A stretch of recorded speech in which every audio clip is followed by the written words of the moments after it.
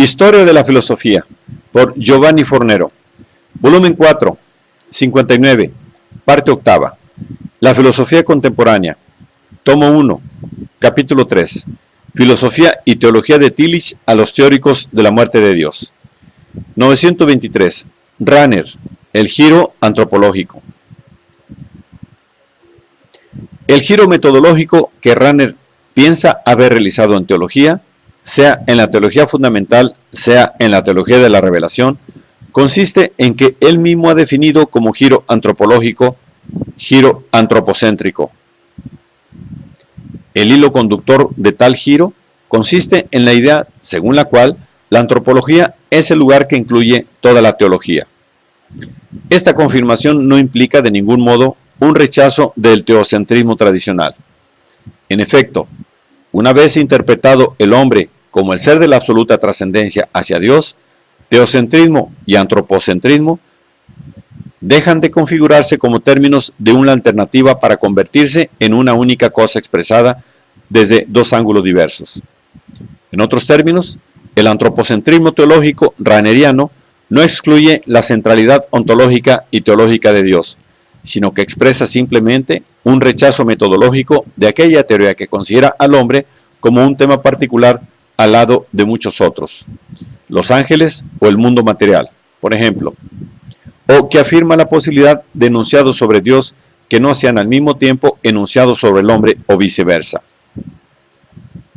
Análogamente, el antropocentrismo teológico no está en absoluto en contradicción con el cristocentrismo, por cuanto hablar de Cristo para los cristianos significa hablar del hombre y viceversa. Este giro antropológico forma una unidad con el modo trascendental de plantear los problemas teológicos. Por teología trascendental o antropología teológica trascendental, Rahner entiende la búsqueda de las estructuras antropológicas a priori que hacen posible y significante, por parte del individuo, la aceptación de las verdades a posteriori de la revelación, haciendo que él sea constitucionalmente receptivo ante ellas.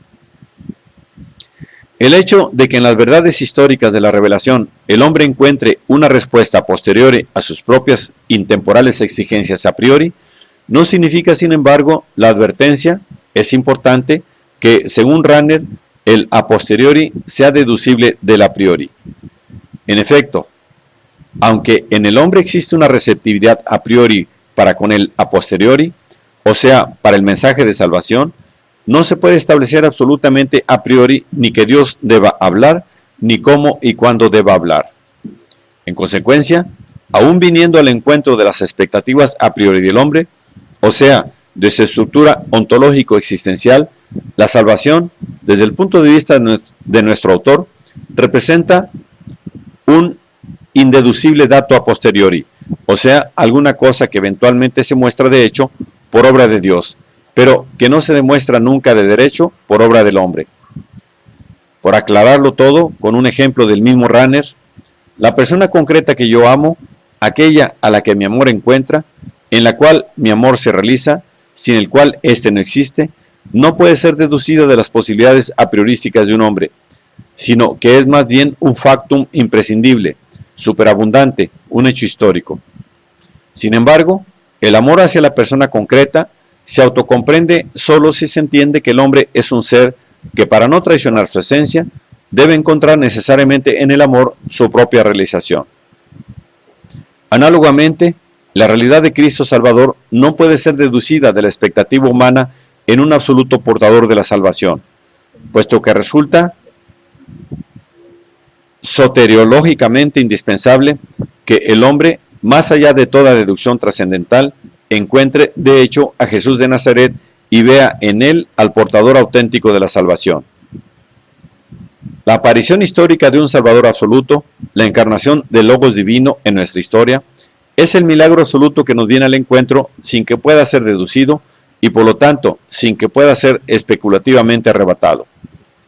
Sin embargo, la fe en Cristo alcanza la plena comprensión existencial en sí misma solo cuando llega a aferrar que Cristo es la respuesta absoluta a la demanda absoluta de salvación que está en el hombre. Como se puede notar, entre Rahner y Tillich existe, a este propósito, una básica concordancia, puesto que ambos tienden a concebir la revelación como una serie de libres respuestas divinas a una serie de necesarias peticiones humanas. La importancia soteriológica de un objeto de la teología puede convertirse en un tema de interrogación solamente en la medida en que se vuelve también tema la capacidad de recepción soteriológica del hombre hacia este objeto. Si bien ha sido acusado varias veces de reducir los misterios de Dios y de la salvación a la medida del hombre o al significado existencial que poseen para el individuo, Rahner está convencido de que la teología trascendental, quedando a salvo el carácter sobrenatural e indeducible de las verdades de la fe, es el único modo válido de hablar con provecho de Dios al hombre de hoy.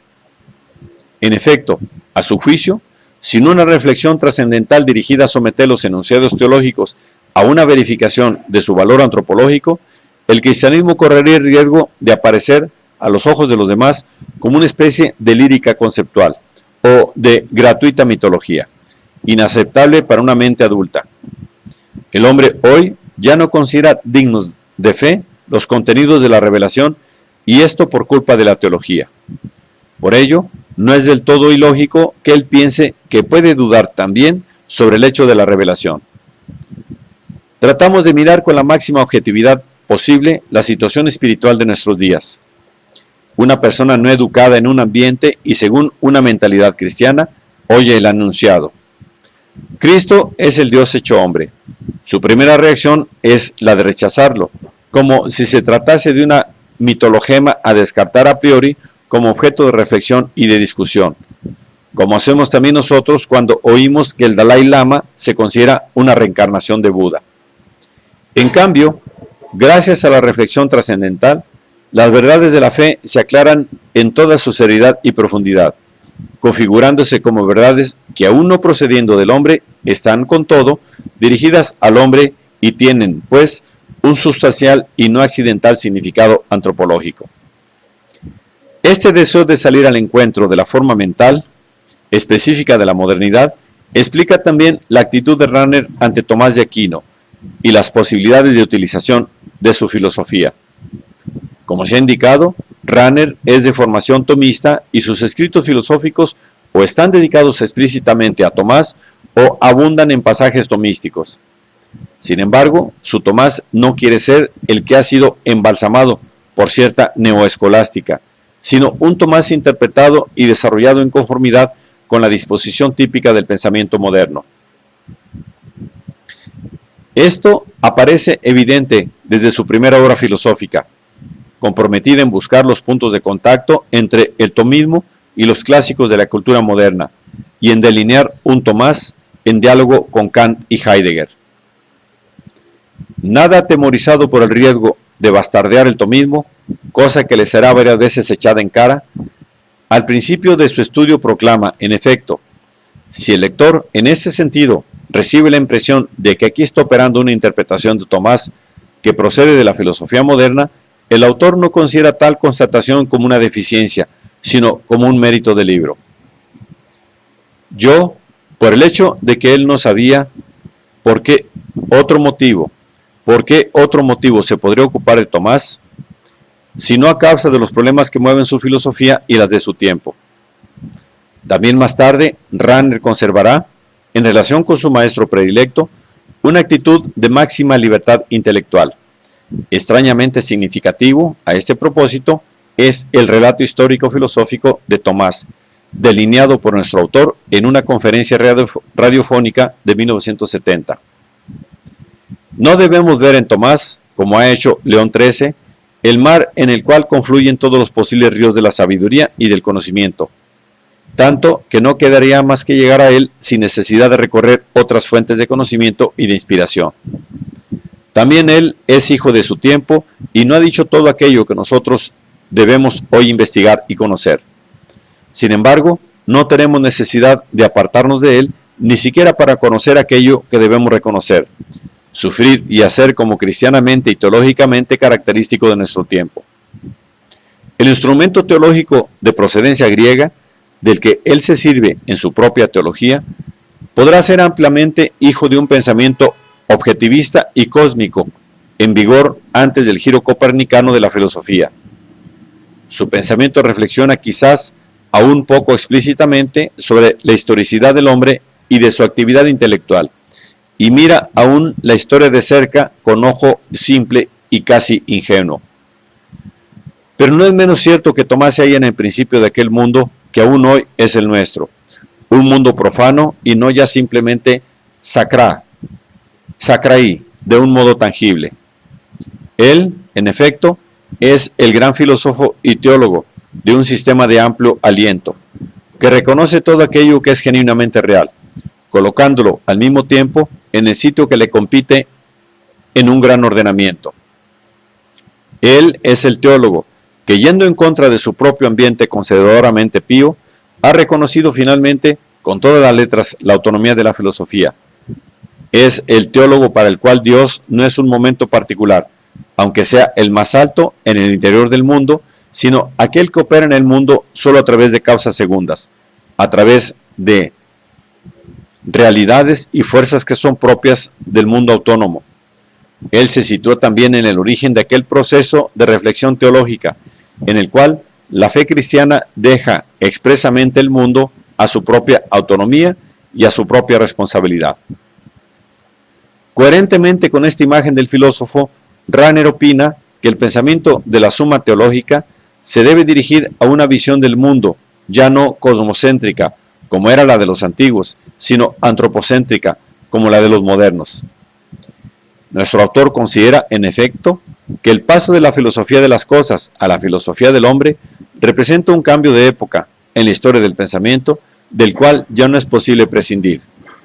Platón, Aristóteles, Tomás serán siempre filósofos actuales, siempre podrán decirnos algo moderno. Sin embargo, queda como un dato de hecho, incluso si la teología practicada en el ambiente eclesiástico lo ha advertido solamente desde hace unos 40 años, que una filosofía actual, y por lo tanto también la teología, no puede o no debe permitirnos quedar atrasados en relación con la revolución antropológico-trascendental llevada a cabo por la filosofía moderna a partir de Descartes, Kant, a través del idealismo alemán, comprendidas las corrientes de oposición hasta la fenomenología, la filosofía existencialista y la ontología fundamental de hoy. Ciertamente, observa Rahner, toda esta filosofía es, si así se puede expresar, profundamente cristiana, con pocas excepciones, como Blondel, en la medida en que se define como filosofía trascendental del sujeto autónomo. Sin embargo, la misma filosofía es también profundamente cristiana, mucho más de cuanto han admitido aquellos que, partiendo de la filosofía escolástica moderna, la han criticado. En efecto, en una concepción radicalmente cristiana, el hombre no es un momento en el interior de un mundo constituido por cosas, ni está sometido a las coordenadas de conceptos óndeos derivados de él. El hombre es, en cambio, el sujeto de cuya libertad depende el destino de todo el cosmos. En conclusión, si el antropocentrismo constituye el elemento cristiano presente en la situación histórica del espíritu moderno, es posible y hasta obligatorio remitirse a él como el momento ya imprescindible de una actualísima filosofía cristiana y por lo tanto de una, otro tanto actual, teología.